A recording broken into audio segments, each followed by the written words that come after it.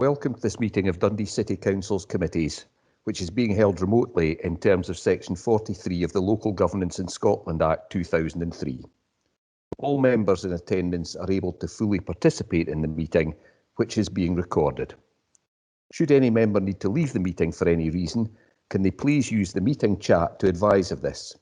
If a member loses their connection, they should make every effort to rejoin the meeting, but if this is not possible, the Committee Services Officer will note their absence for the remainder of the meeting. If you have to leave the meeting due to a declaration of interest, you must remain out of the meeting until invited back in. Would all members please mute their microphones when not speaking to avoid background noise and turn off any smart speakers. Please start the meeting with your camera on. Your face will appear on the screen when you are speaking. If your connection is poor, you may wish to turn off your camera and see if this improves matters. If this doesn't help, you may wish to quickly leave the meeting and rejoin.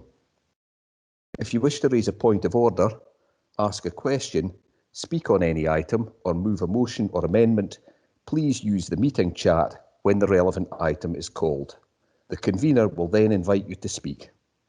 Would members of the press and public please not post messages in the meeting chat. Where items are for noting or where there has been no disagreement expressed, the convener will call for any member who has a contrary view to indicate this through the chat. Otherwise, the item will be agreed. Please would members not use the chat for any other purposes, as those joining the meeting by telephone cannot see the chat and therefore will not be able to follow the debate. Although we are operating in a different way, this is still a formal meeting of the committees, and the required standards of behaviour and discussion are the same as in a face-to-face meeting. Standing orders will apply to the proceedings, and the terms of the Councillors' Code of Conduct will also apply in the normal way. Does any member have any queries regarding this procedure? There are no queries, convener, so I will now ask the Committee Services Officer to take a roll call for the minute. Thank you. Thanks, Roger. Convener. Present. Councillor Alexander. I'm here. Deputy Lord Provost Campbell. Present. Councillor Cordell. Present. Councillor Dawson. I'm here. Councillor Flynn. Present. Councillor Lynn. Present.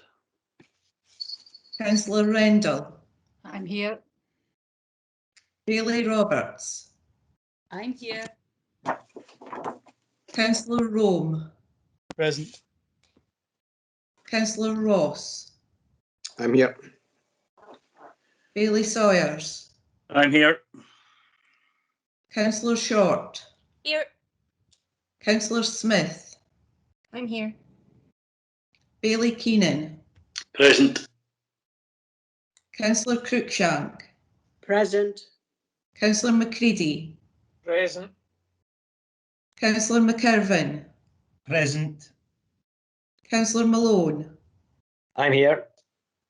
Councillor Mara.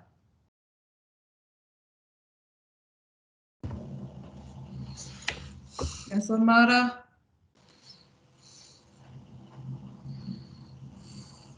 Councillor Richardson. Present. Bailey Wright. Present. Bailey Scott. I'm here. Councillor Hay. Present. Councillor Scott. Philip's going to be joining the meeting a little bit later. Okay, thank you. Bailey McPherson. Good evening, present. Councillor Duncan. Here. Lord Provost Borthwick.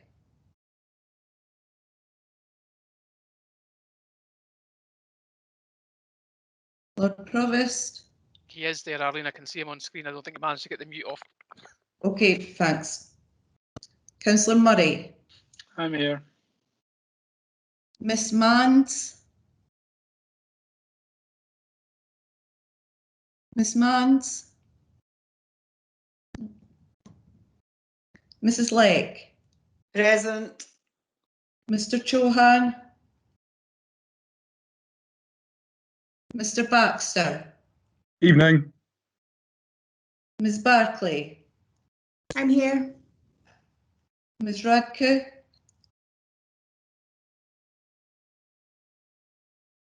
Mr Anderson McGuinness, Miss Ishak. I'm here. Thank you. Okay, thank you, Arlene. Before we start the main agenda, just to first start off with a quick apology, and that's to our pupil rep who last month wanted to make a contribution on one of the debates, and because of technology, it let her down, and I wasn't able to see that she was trying to get in. So I understand that's now been fixed, but I just want to apologise that on your first meeting, you tried to make a contribution and we couldn't see you. So I just want to apologise, and hopefully it's all fixed now. And hopefully you'll be able to make contributions from now on, and hopefully I'll be able to see you properly from now on. So just apologise for that error from last month, and hopefully it didn't spoil your first meeting. Thank you. No worries. Okay, so with that, Arlene, can we move on to the business, please? Item 1, declaration of interest. Are there any declarations? Nope, I'm not seeing any indications. Okay. Item 2, retaining reserved places in schools from 2021-2022. Okay, Billy McPherson, I think you've got a question. I do. I have a question in relation to Ancram Road Primary School, and I was wondering if officers could explain why there's a reduction in the total number of reserved places at P1, given the pressures on the role at Ancram Road. Okay. Mr. Clancy, do you want to respond to that? Happy to do that. Thanks for the question, Billy McPherson. I mean, we obviously revise the number of reserved spaces required on an annual basis in consultation with schools and in consultation with the knowledge of what has happened in previous years. For this reason, the school has assessed, along with our observation of the data, that it is possible to make that small reduction this session based on the last 2 or 3 sessions of data. I mean, that's obviously something we'll keep in mind for future years, but we do this on the basis of the role that we know that's coming through from nursery, and as I say, from our experience of previous years. And we try, as a matter of principle, to just retain the number of reserved spaces that we think we will require within the year. And that allows, obviously, at that point, families to have the maximum opportunity to place in accordance with their wishes. But just to provide an assurance that we consult with schools every year and we look at the data and we try and project the very best that we can what will be required for the forthcoming session. I'm grateful for that response. Could I perhaps, not for tonight, but could I perhaps ask Mr. Clancy if the department could just give me by email some indication as to what that data indicated, given that obviously there's been 3 places at P1 in the past. Obviously this is a reduction, as I say, not for tonight, but if the department could come back to me with the detail, that would be greatly appreciated. Delighted to do that, Billy McPherson. Thanks indeed. Okay, Councillor Duncan, I think you have a question. Yeah, thanks, convener. Just a quick question, I hope, to Mr. Clancy around the places to be reserved at Grove Academy. I noticed that the numbers are the same this coming year as the previous year.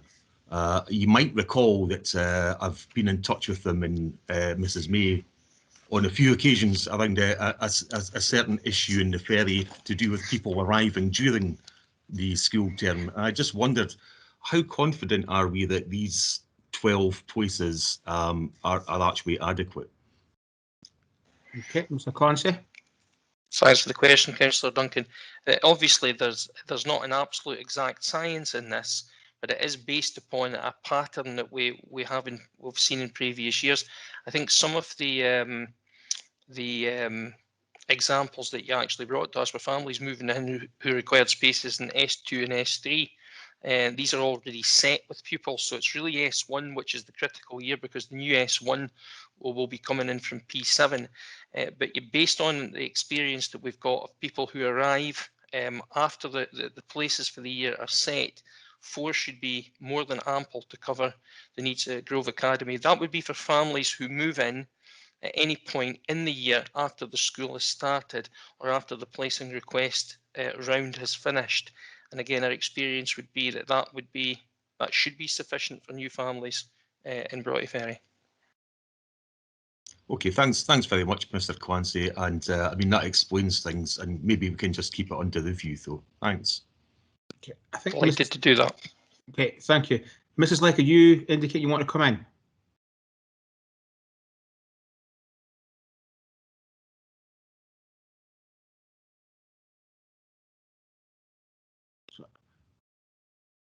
Sorry, Moira, I thought you were indicating there that you wanted to come in. I'm not sure of you.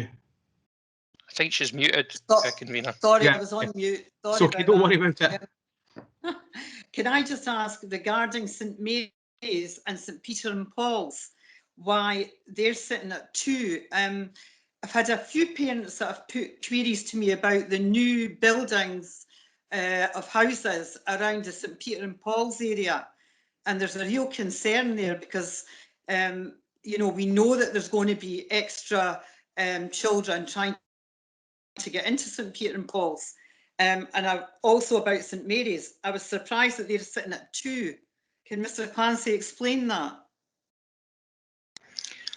These are for reserved spaces are for families who move into the catchment in and during the school year. So anyone who is in the catchment at the point where the school roll is set and the priority 1 will receive a space for the school.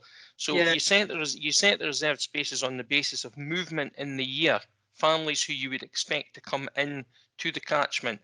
And so again, in consultation with the school and in past years' experience, these have been sufficient to meet the needs of the school, and that's why they've been set at 2.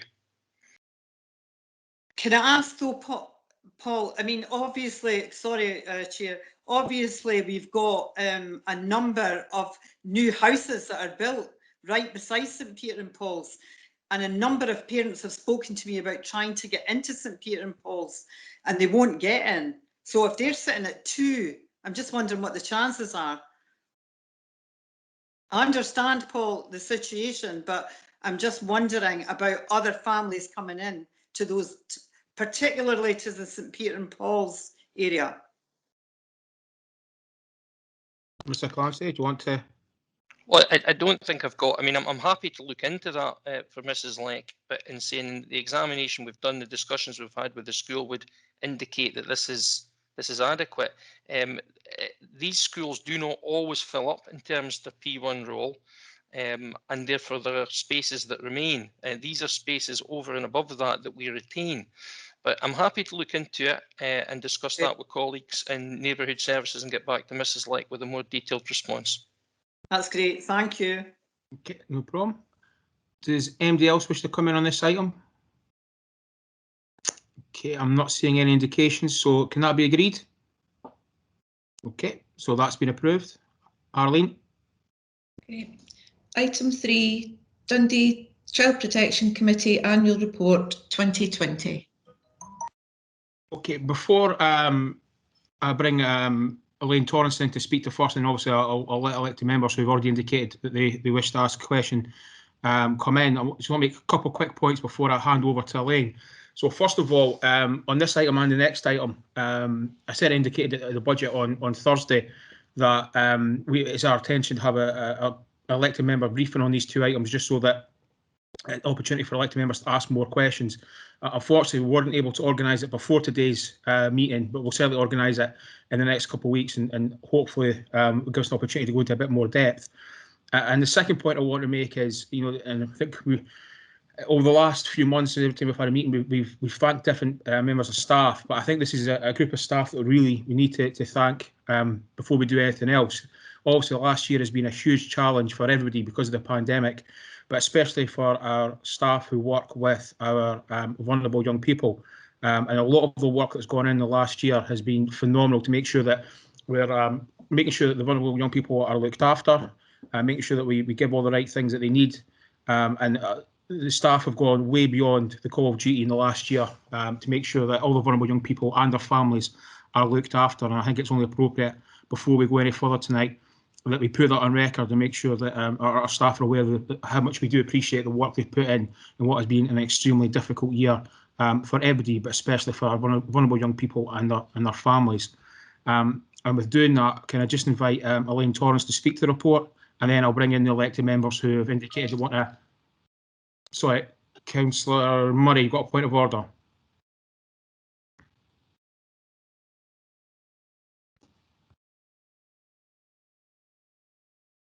Sorry, Gregor, I'm happy for you to raise your point of order now. I think you put it in the chat, but not everybody maybe have seen it. So I'll let you raise your point of order before we go any further.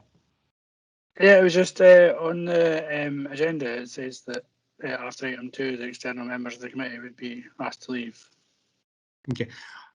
Yes, so I mean, obviously at this point, the non-elected members can't participate in the meeting, so they can't ask any questions or if I don't think it'll go to a vote, but if it did go to vote, have the ability to do that.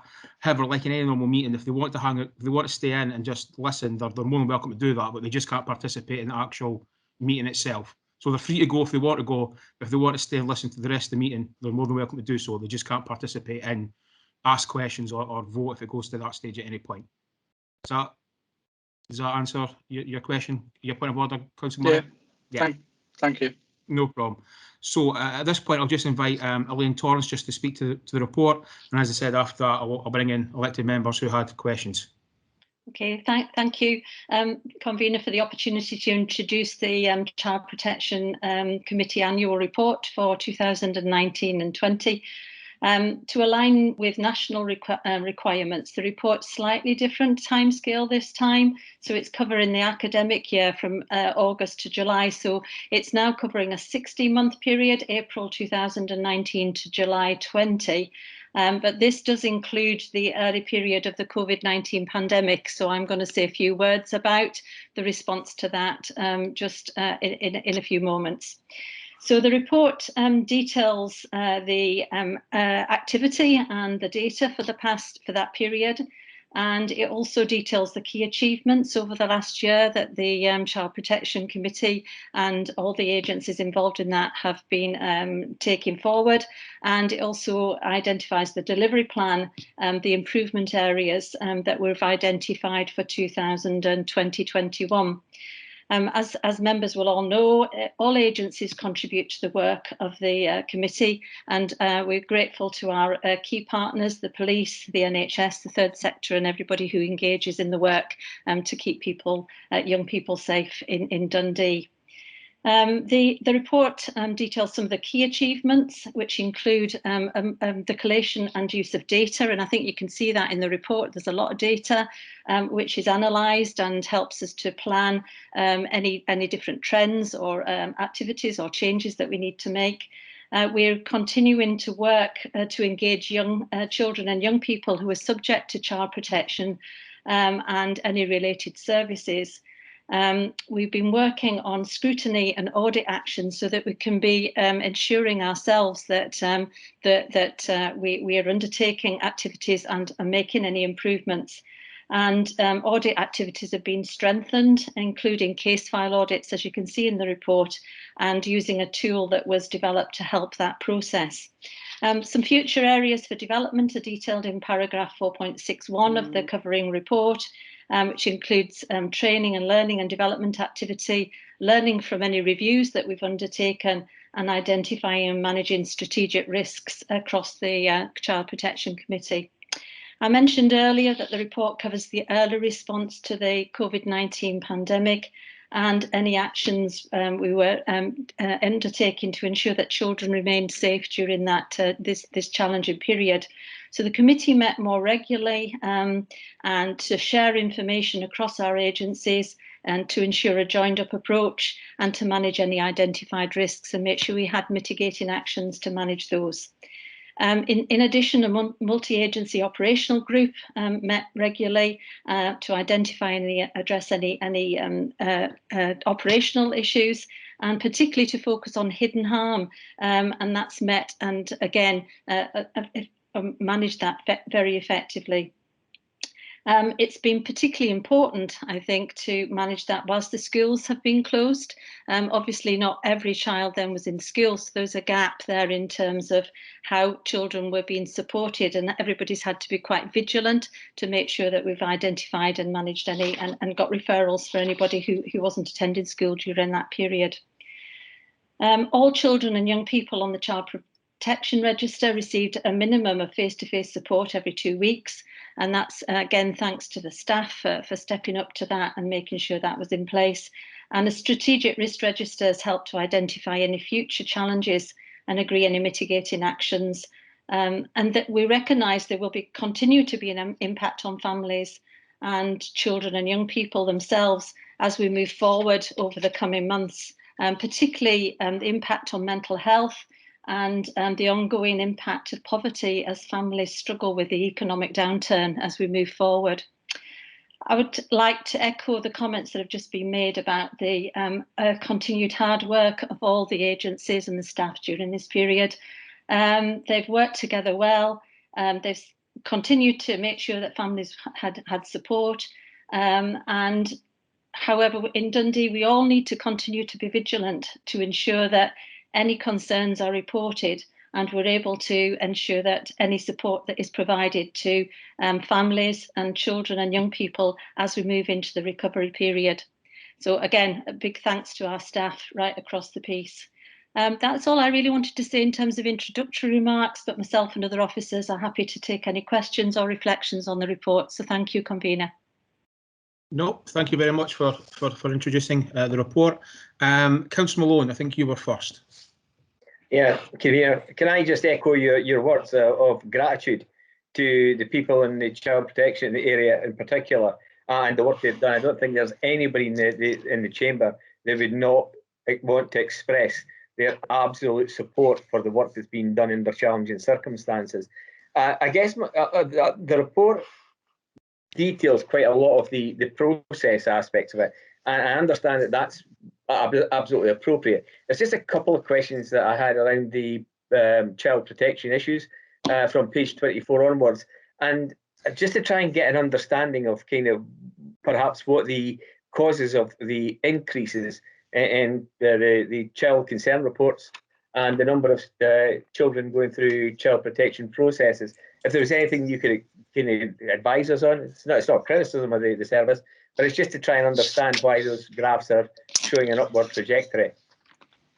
Yeah, I think that the data is quite interesting when you analyse it. That reported child protection concerns was very similar in 2019 to 20.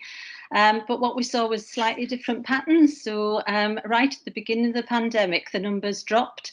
That may be due to schools not being there, but we had an increase in referrals from the police to compensate for that.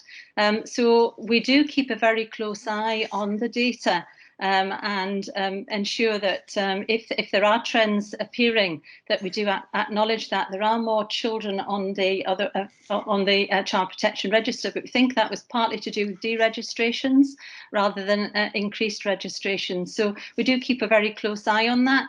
I think we've got Mr. Lloyd on the call. I don't know whether, Glyn, you wanted to make any more reflections on the data? Thank you, Elaine, and thank you, Councillor Malone, for the question. The only thing I would add is that, yes, the trends have been very similar in terms of referrals to the MASH. So if you compare 2019 with 2020, last year there were 1,815 referrals. This year's 2020 is remarkably similar with 1,812. So broadly speaking, the pattern, the number of referrals has been almost identical. As Elaine says, the issues beneath them, though, have been somewhat different, and they've been primarily in relation to mental health, domestic abuse, and substance misuse. And what you can see in the report is that in relation to those, there's been an increase in investigations. So of the number of referrals, there's been a higher proportion of more in-depth investigations to establish whether or not the child concerned is actually at risk of significant harm. And what we're seeing is that actually there hasn't been a significant increase in the numbers at risk of significant harm. As you can see in the report, the numbers on the register have remained broadly the same. There was an increase during one period, but that was only because we were reducing the number of deregistered.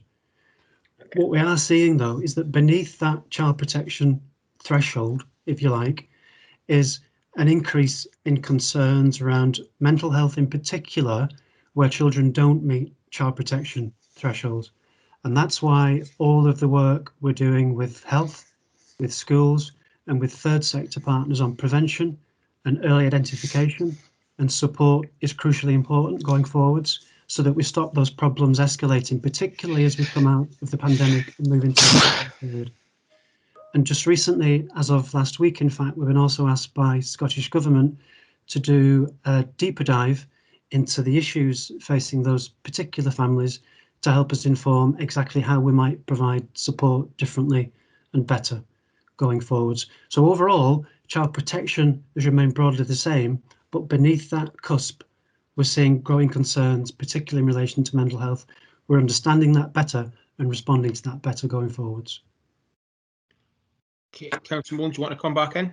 Yeah, I just want to come in and thank Glenn for that commentary. I think that we all understand that post-COVID, there are going to be significant issues that have to be dealt with in terms of poverty and mental health. So the fact that Glenn's spent a bit of time identifying that and reassuring us that that's the kind of information that will be coming back to us in the future, I would just like to offer my thanks to Glenn for coming along and giving us that explanation. As I said, I would like just to finally underline my position. I think the work that's been done in Dundee has been fantastic, and I think that everybody should commend the team for the work they've done. No, thank you very much for that, Councillor Malone. Certainly appreciated. Bailey Wright, I think you were next. Yeah, thank you. My question's on page 30. It's the age groups at registration, and it's unborn baby stats. I think the Scottish average there is only 4%, and Dundee's showing 19%. I know the great job that the New Beginnings do and how successful they've been. I just wonder if maybe somebody could say a little bit more about that, because Dundee has been quite successful in that. Yeah, I think we've got a really good unborn baby protocol, as you're referring to, and support for that. I'm not sure if anybody wants to comment particularly on the statistics around that, whether Glenn wishes to comment on the actual statistics there.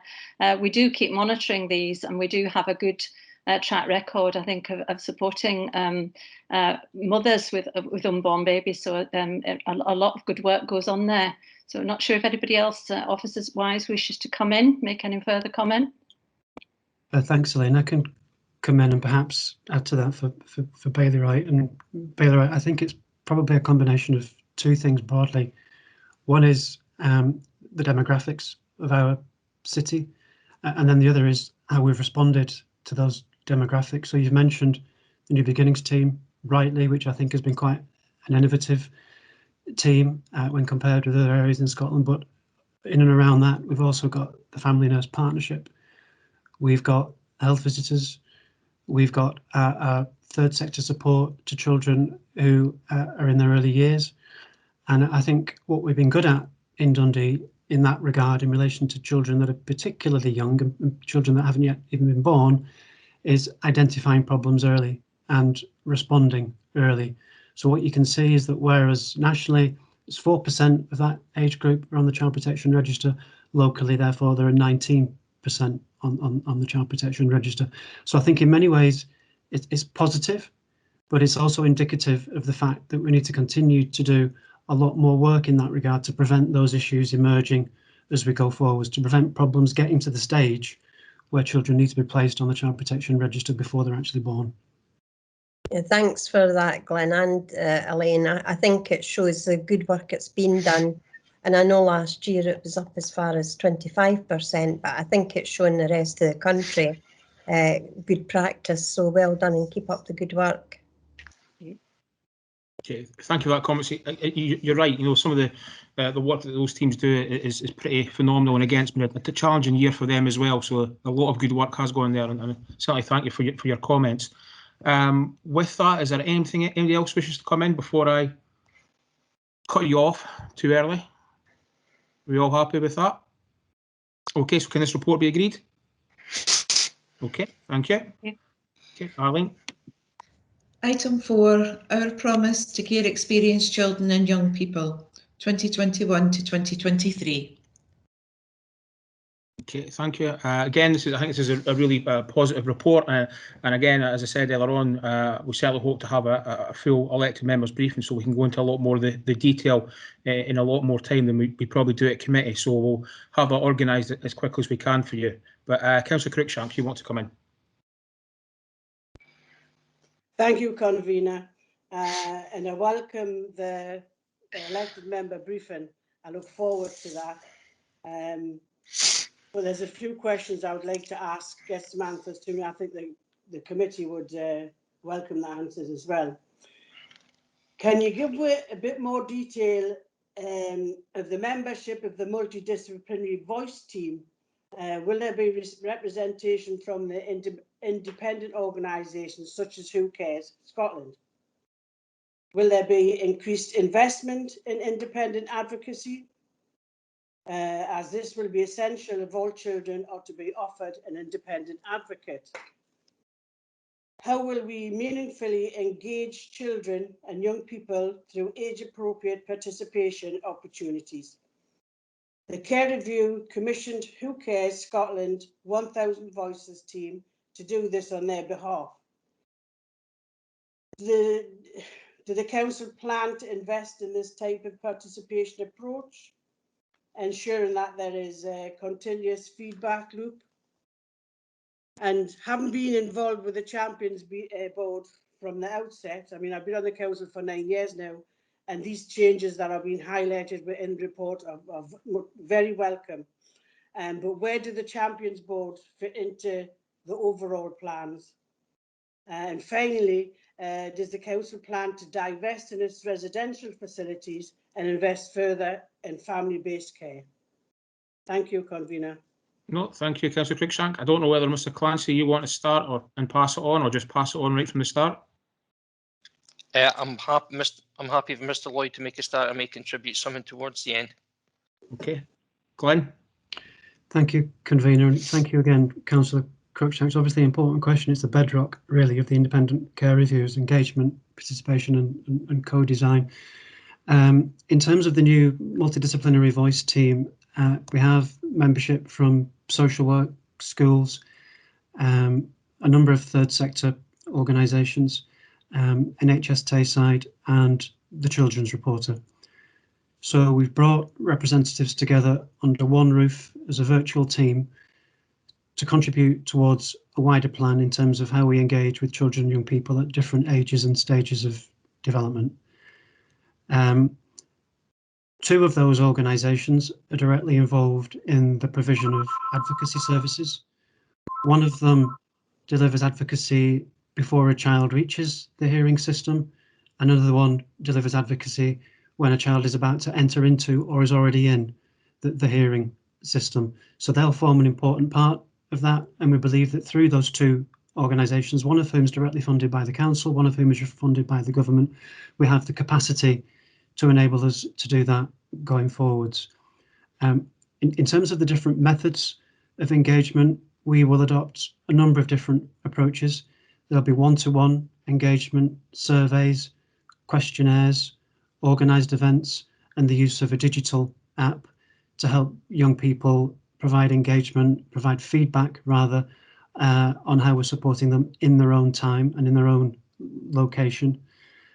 In terms of the Champions Board, we think that it needs to remain central to all of that, to act, if you like, as the umbrella under which all of that sits. So the feedback from those various different avenues will go into the Champions Board. The Champions Board will still be attended by a group of young people, managers from the various different services, frontline staff from the different services, and elected members to bring all of that together and continually inform the design and delivery of services in terms of how we do things, whether we need to do more, whether we need to do less, whether we need to do differently. And then in terms of the houses, we plan to disinvest in the sense that we don't intend to build any more and create extra capacity. But at the same time, we plan to invest by improving the quality of services within those houses, part of which will involve a renovation programme. And we've heard from previous reports submitted to elected members that one of the houses in particular was in need of renovation. So that will continue. But out with the houses, our main emphasis is on building capacity to support families.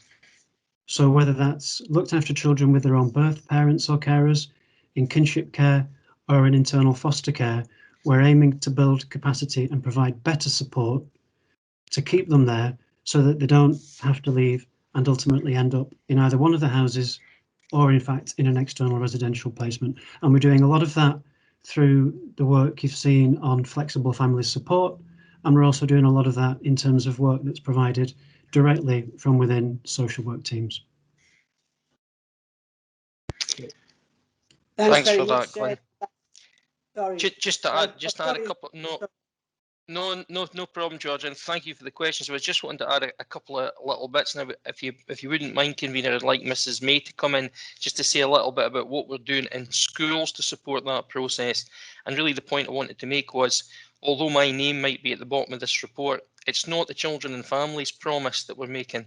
This is Dundee City Council's promise, and it's even wider than the council. It's the City of Dundee's promise to these children. We're absolutely committed to getting this right for them. There's been a lot of progress that's been made, but there's much to do. I know the Chief Executive is fully behind this, and as well as a briefing for elected members, we've organised for Fiona Duncan to come up through the Chief Executive to talk to the council management team, because if this is actually going to work, it goes right through council services, it goes right across the Dundee Partnership, and it's at the core of what we need to do as a city. So I would just emphasise it's the promise that we're making as corporate parents to making sure that we improve the outcomes for these young people. And so I'm really proud of the work that's been done, but there's more to do. But I'm pleased that the care review themselves have seen quite a lot of work in Dundee that fits in with their principles. So maybe if Mrs. May could maybe just say a little bit about the work we're doing with Celsius that ties in with some of the questions that Councillor Cruikshank has raised, that would be helpful, I think, too. Okay, thank you, Councillor Cruikshank, for the question. Thanks, Paul. Yeah, I won't add much more to that, just to say that this is still work, this is parallel work that happens in our schools as well. And some of the key successes have been around the work with Celsius that we've been doing, and we're taking a lot of learning from that. It's just working in one campus, the Balgarthno campus just now, but we're planning to roll that out wider across the city into other communities. And the big focus of that is about the child's voice in the plans for the future. And also part of that is also that for every meeting, so not just child protection meetings, but for team around the child meetings, that children and their families have a buddy to help them to prepare and be supported during the meeting too. So all of that is happening in our schools just now too, and we're taking that learning and moving it forward across the city too. Just wanted to add that in. Okay, thank you, Mrs. May. Councillor Cruikshank, do you want to come back in? Well, I'd like to say thank you to Glenn, Paul and Audrey for the response, and I very much look forward to the briefing. And this is something that I'll be keeping a careful eye on as I go through the council. Okay, thank you. No, thank you very much for those comments. I don't see anybody else wishing to come in. I'll just give it a couple of seconds in case there's a slight delay. Well, I'm not seeing anybody else coming in, so can this report be agreed? Okay, so that's Children and Families Committee. Thank you very much. Thank you, convener. The next committee is the City Development Committee. Good evening, everyone, and welcome to City Development. I'll just check with Roger, everyone who's off the committee is away.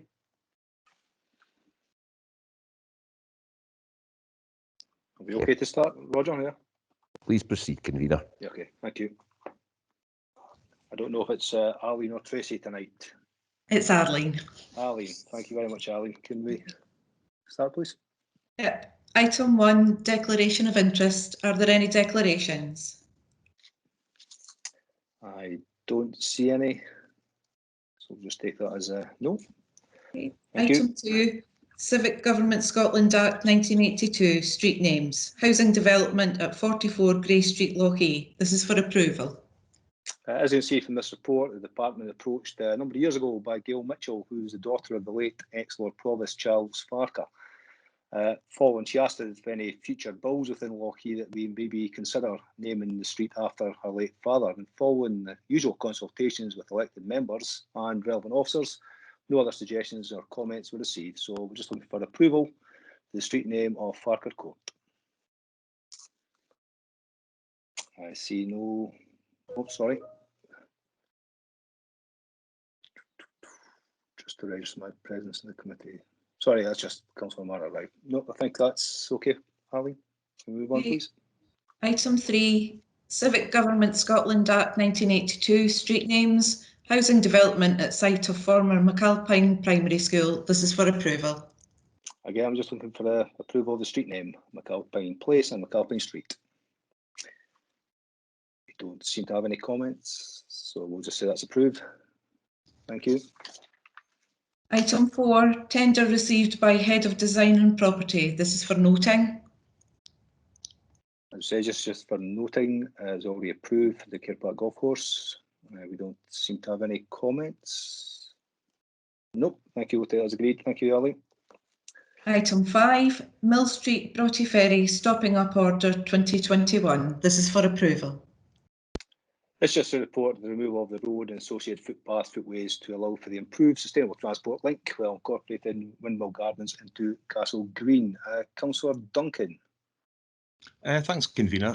Just one or two things to run by officers. I mean, most of us will be aware this is quite a popular, well, certainly well-known location in Broughty Ferry.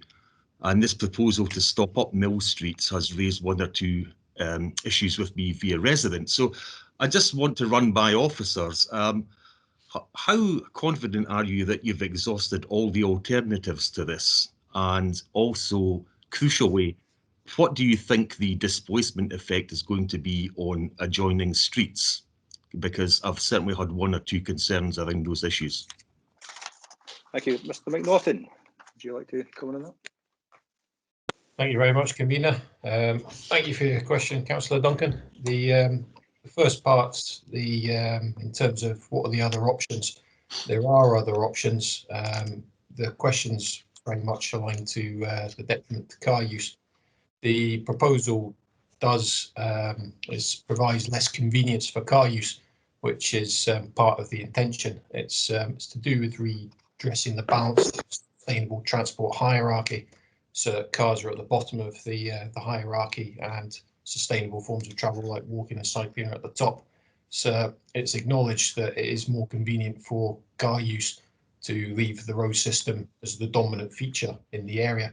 This is looking to redress that road space allocation balance by moving towards greater convenience and affordability for road space or transport space to sustainable forms of transport, which is part of the Scottish Government's objective.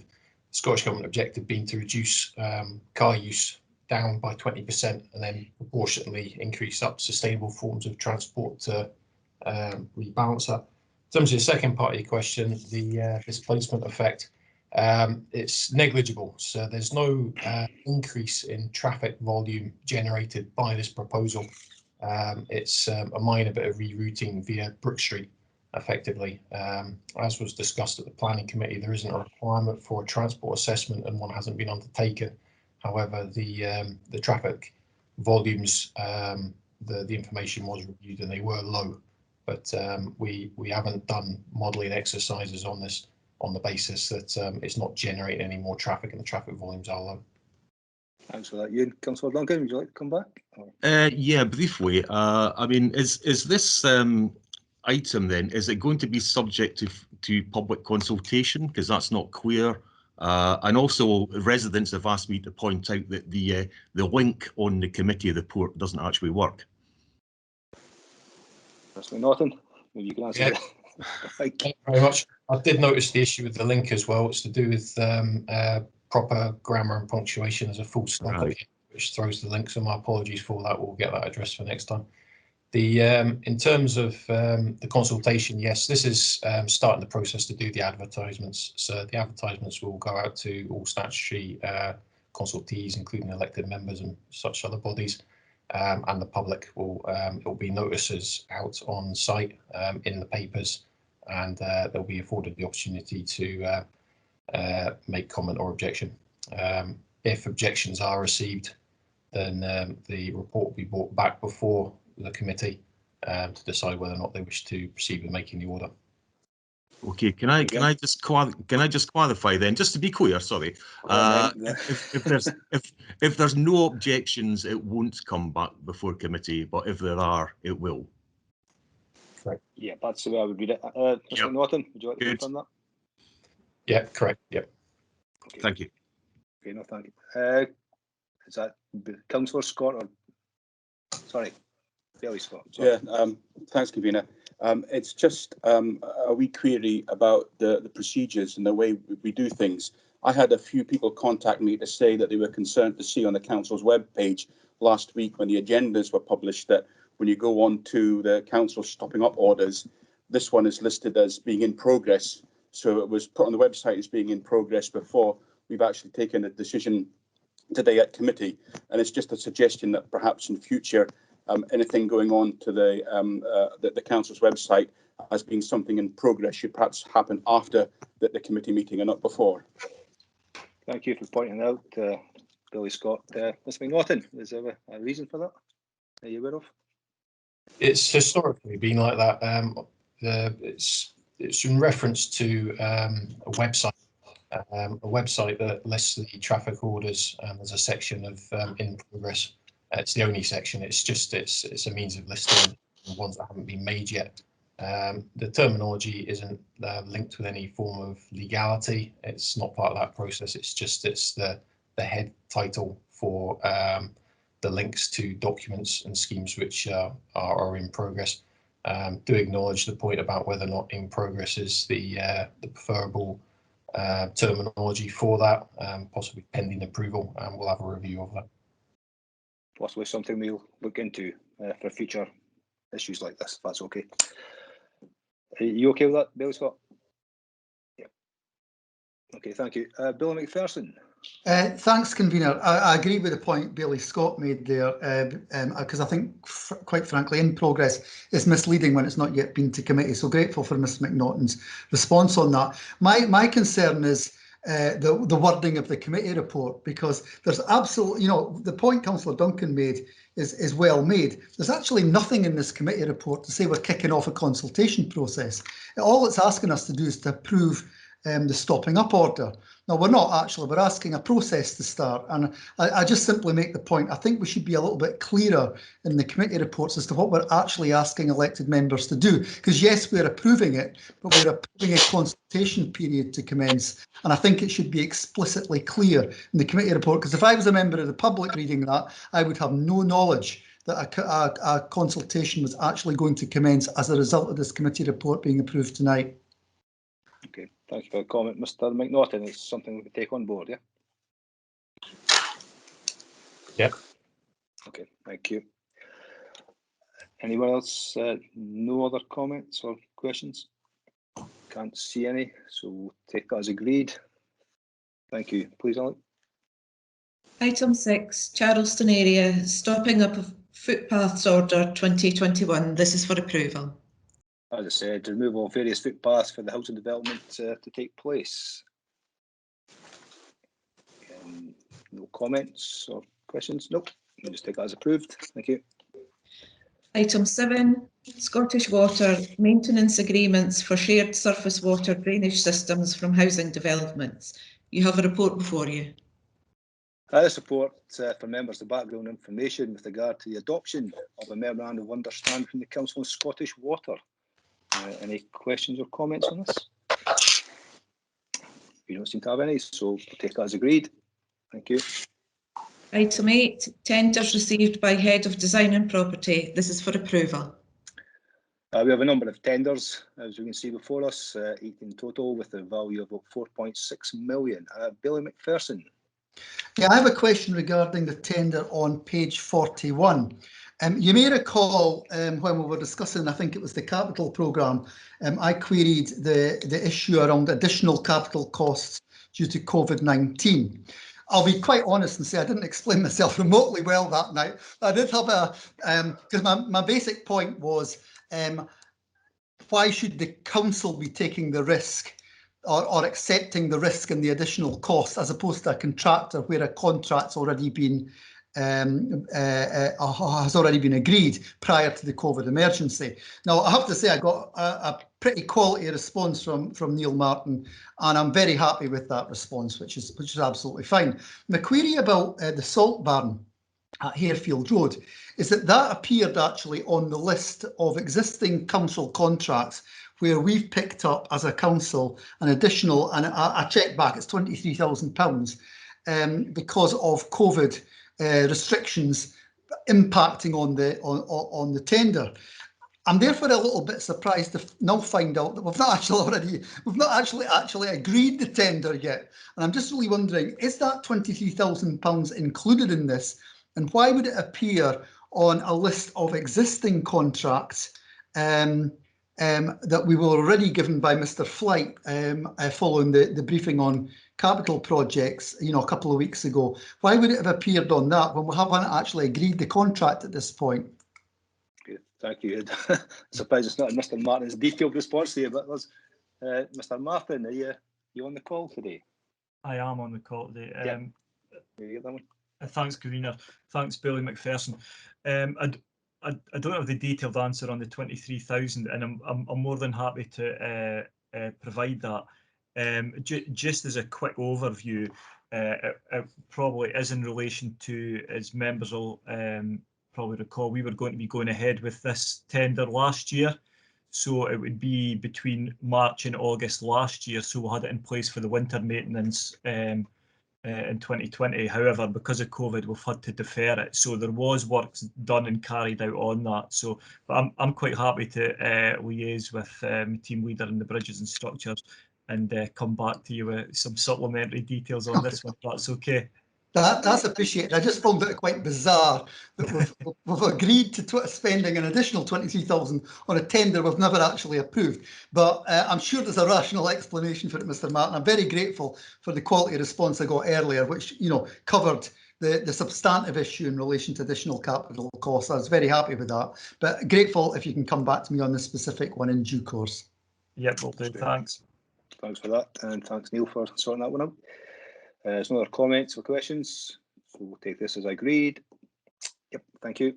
Next one, please. That takes us to the confidential part of the agenda. Do you wish to deal with these in the usual way? Yes, we will. That's approved by everyone. Yes, all in favour and agreed. Yep, that's fine, Arlene. Thank you.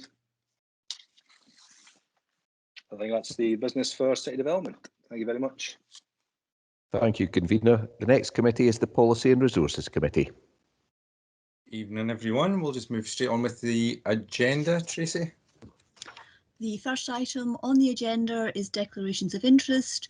Does any member have an interest to declare? I see no one jumping for the mouse or the keyboard, so we'll take that as a no. That takes us on to item 2, consolidation of the Scottish Local Government Living Wage. You have a report before you. I think the report is self-explanatory, and this report obviously asks members to approve the revised pay and grading structure, which fully embeds the Scottish Living Wage as well. Is there any questions on this item? No, okay, that's fine. We'll take that as agreed.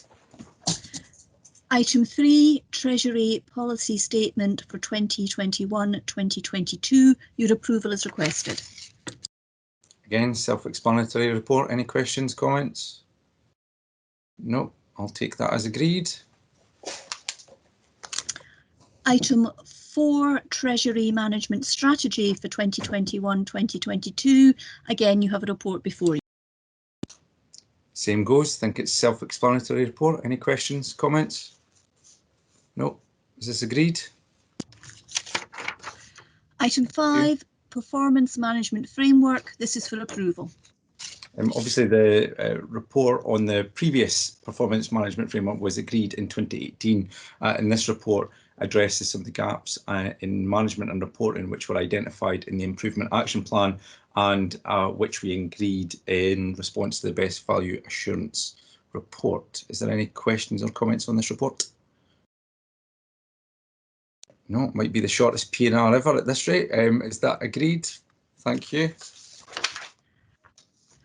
Item 6, Dundee Partnership Community Regeneration Funding for 2021-2022. This is for approval.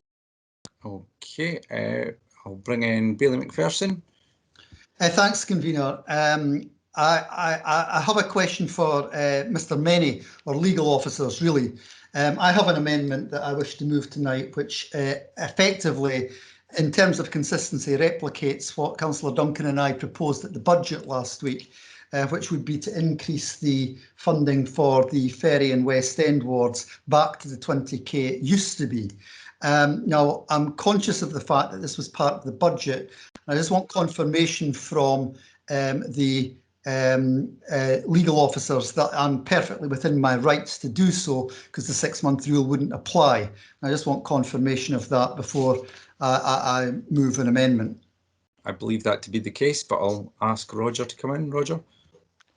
Convener, thank you. Just to confirm that the 6-month rule does not apply to reviews of the revenue budgets, so this item would be perfectly in order. Thanks for that, Mr. Many. I should say, obviously, Councillor Alexander, you and I have had a conversation about this, and I'm conscious of the fact that Councillor Cardell has an amendment as well, as I suspect they may be relatively similar. I'm quite happy that both are circulated, and if they're sufficiently similar, I won't stand in the way of Councillor Cardell, given the discussion that we had earlier. Thanks very much, Bailey McPherson. If I can just ask officers, unless there's any other questions on this item, no other questions. So can officers please make sure those amendments are circulated to all members, please? And I'll just bring in Councillor Cardell. Thank you, Chair, and thank you, Bailey McPherson, there for your comments. And I suspect once these are circulated, they may be very similar. And I don't want to spoil your very quick committee tonight, Councillor Alexander, but I'm going to be simple to say, that these grants go to local community groups, and the decision making at that local level, I think, is very welcome in those areas, and it's what we want to see. And I just want to say that those they may be small amounts of money, but they can do obviously disproportionate amounts of good in local communities. And we've seen in Broughty Ferry them going to first responders, going to Broughty and Bloom, going to tenants associations. They've been appreciated by those groups, and like Bailey McPherson, I would like to see the Ferry and West End allocations going up from the 10,000 to the 20,000 in the terms discussed there in that amendment that's on the screen now. Thank you. Okay, thank you, Councillor Cardell. Councillor Campbell, I'll bring you in because you said you're seconding, and then I'll bring you in, Bill McPherson. Thank you, Convener. I'd like to second Councillor Cardell, and I thank him for bringing the amendment forward. Looking forward to the funding having a significant positive impact on the West End community at this difficult time. Thank you. Thank you. Bill McPherson. Thanks, Convener. Perfectly comfortable with Councillor Cardell's amendment. Ours is only slightly different in that the source in which from which the funding would be, which is an additional 20,000 between the two wards, would be obtained, is slightly different. But as I said to you, we're not precious about where the funding comes from. The funding's very welcome. I think I can't speak obviously for the Ferry ward, but certainly in terms of the West End ward, and I'm sure it's the case also for Broughty Ferry, we've been very, very careful in ensuring that the relatively small amount of funding that we have in relation to the other wards, for good reasons, that's not a complaint in any shape or form, but the point is we've been very, very careful in ensuring that we meet the spirit of what's intended by this funding. In other words, tackling issues of social inclusion, poverty and such like, which we've been at pains to try to do. So very much welcome it, very happy to support the amendment from Councillor Cardell, and on that basis I would just simply withdraw our amendment at this stage. Thanks, Bill McPherson. I will bring Councillor Duncan in. He did intimate that he would like to come in. So, Councillor Duncan. Thanks, Convener. I'll just be brief. I mean, it's quite heartening to see so many people actually agreed on the same topic. So, I can assure you that there's a lot of people in Broughty Ferry doing a lot of good things, and this kind of money, it does make a difference. It goes a very long way. I know some people are quite dismayed, I think, yet that it was cut the last time. So there'll be, you know, the reverse would be true, that they'll be quite heartened that it's being restored this time. So thanks very much. Thank you for that. Councillor McCready. Thank you very much, Convener. I mean, I'm happy to support this. I think I've got a comment which may sort of be in the form of a question. My comment, I mean, I think it is important that we do recognise that there is, you know, there is a need for some of this investment in the West End and the ferry. You know, not to make the case in any way, shape, or form that you know that deprivation in the West End or the ferry, you know, is comparable to any of the other wards in the city. But my concern would be, I know there is a section in the report on COVID impacts, but I mean, in general, the section on COVID impacts on the report is about how it's impacted on the procedure around allocating funds. I suppose my concern would be that the funding for this, for regeneration funding, is based on the Scottish Index of Multiple Deprivation, which you know, there's obviously always been there's always a time lag, and I suppose my concern would be that I think most of us would predict that the pandemic will have a negative impact on a number of communities in the city. Obviously, we hope that's not the case, but I think the reality that we all know that the pandemic has demonstrated that there has been greater levels of inequality in the city, or made the levels of inequality in the city clear to people, and there's a likelihood that the levels of inequality might get worse, particularly once you know, we return to a, you know, I know everybody talks about building back better, but once the kind of supports that are there at the moment may disappear. So I suppose my comment is, Convener, that I think it's important that officers keep a close eye on inequality and on the need for regeneration funding in the city, because I think, you know, relying on what is already historic data from the Scottish Index of Multiple Deprivation might mean that we end up in a scenario where we're not reflecting the reality on the ground. So I mean, I think I note that, you know, the proposal that looks like we're going to agree, but I mean, I would say that I think we should be wary of a proposal that is taking money away from some of the you know, reducing the funds available in some of the wards in the city. So I think it's just important that we make sure that we are using all the efforts we can to deal with poverty and inequality in the city, and that we make sure that you know, that we reflect on any impact that COVID-19 might have on that, because I think it is likely to be severe. Convener, thanks. Thanks for your comments, Councillor McCready. I think your point's well made, and I would say as well, you know, often we talk about this funding stream in isolation. It's worth remembering that there are others that we've brought in, so youth fund support, for example. There's also money set aside within the capital plan, although I would like to see us continue to push that in terms of participatory budgeting and looking at mainstreaming much more of that to involve community in that conversation. So, you know, this is a starting position, I suppose, and I would hope that the amount of money made available to our communities across the board and their involvement in decision making continues to increase over the months and years ahead as well. Councillor Murray. Thanks, Convener. Apologies for ruining the everyone being in agreement here, but I don't think I do back this amendment. I think it's a bit tone deaf to be using our contingencies in the two most well-off wards in the name of community regeneration. I think that you know, our contingencies are already quite stretched. Audit Scotland keep telling us we don't have enough. I think we should be doing more to make sure we do have contingencies for the future.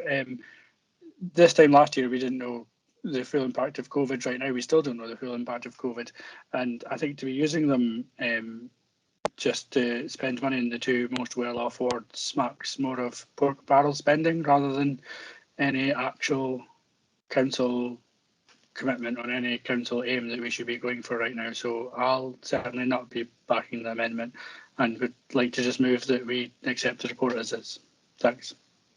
Okay, thank you, Councillor Murray. Absolutely no reason to apologise for having a difference of opinion. It's perfectly acceptable at any committee. The only thing I would say is looking at the various elements to the funding as well. If you look at youth inclusion, the physical environmental improvements, I think that I suppose, you know, a position across the city where there is a baseline of support for those types of activities. And I did have a look at the West End and the Broughty Ferry funding that's been provided in previous years and what it's been spent on. So I think Nine Wells Community Garden, which is arguably a city-wide resource, the Reconnection Project, working with recovering drug and alcoholic addicts, disabled access for a community garden, Dundee Carer Centre, 3 primary schools and Grove Academy involved in that. So I think you can look at some of the ways in which the funding has been spent and legitimately point to the fact that those were either city-wide resources or certainly tackling social inequality in one way, shape or form. But I absolutely respect